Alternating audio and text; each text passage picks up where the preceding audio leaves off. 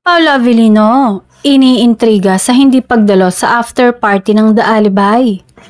Usap-usapan ngayon online ang hindi pagdalo ni Paolo Avellino sa after party ng The Alibay na bagong kapamilya primetime series na pinagbibidahan niya kasama si Kim Chiu.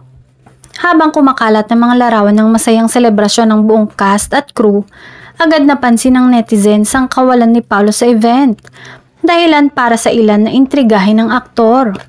May mga nagsabing bakit wala ang lead star at may mga nagtanong kung may hindi raw pagkakaunawaan sa cast. Subalit agad ding nalinawan ng usapin nang lumabas ang balita na dumiretso si Paolo sa huling araw ng lamay ng anak ni Kuya Kim Atienza bilang pakikiramay at respeto sa pamilya ng TV host.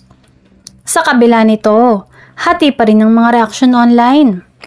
Naiintindihan ko si Paolo.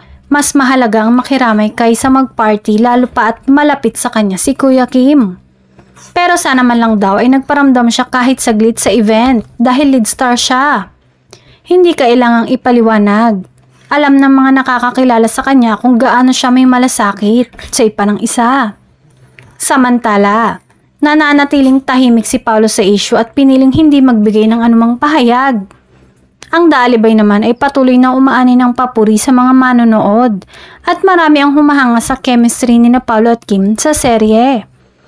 Patuloy pa rin siya sa kanyang promotion para sa The Alibay kasama si Kim.